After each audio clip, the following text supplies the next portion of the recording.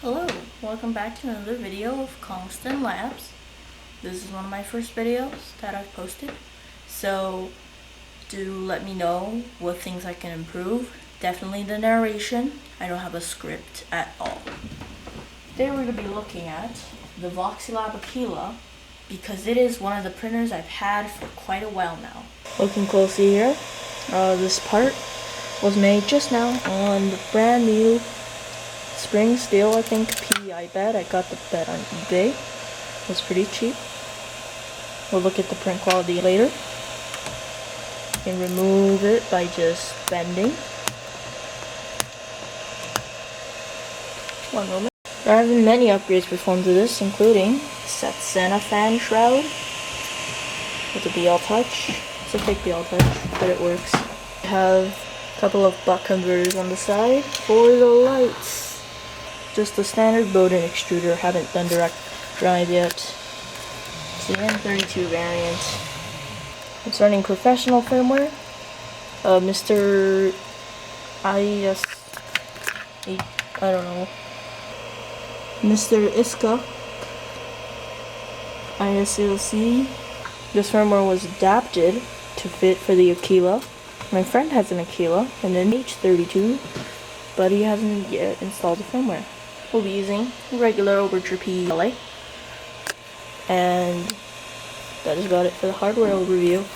This printer's been in service for, I've been in use for at least like 1,000 probably hours. Raspberry Pi for running your Octo things. Let's have a close-up look of the print quality on the printer. I haven't tuned it much. As you can see, there is a little bit of artifacting, just a tiny bit.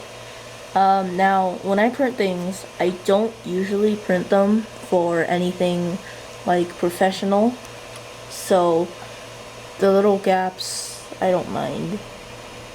There's also a little bit of stringing, which I have yet to tune out. I haven't tuned this printer much at all, not even E-steps, because it works just fine. See, the texture PEI gives the bottom of the part a textured coating.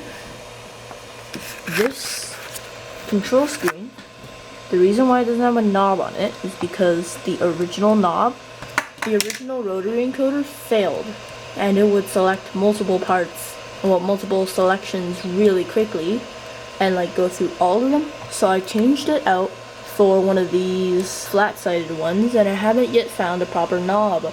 I have made my own, however, it is not up to par, and I'd rather just leave it like that. Just the normal. This is just a normal Ender 3v2 style. Oh, by the way, the screen's mounted vertically instead of horizontal. I know you guys are wondering about if I use a webcam with Octoprint, and the answer is yes. It just fell, and I moved it aside for this video. This is the webcam I use, just generic Logitech 1080p. I use an iPad mount because that's what I have, and the camera perches on it like this. And the neck is adjustable. You can move it back and forth, left and right. I do use auto bed leveling and a 4x4 probe. Let's perform an auto home. Very standard. Now, I have noticed that this BL Touch probe sometimes may produce inaccurate results and in Clipper. Before I switch back to Marlin, I have noticed that the probe tends to fail because number one, it is a clone, and number two, let's just say the wiring is more than stressed and may possibly have a couple of rips in it. But nobody has to worry about that as long as it doesn't break within the next like a year, and I don't have to rewire it. In total, the upgrades cost, let's check, the bed, 20 bucks.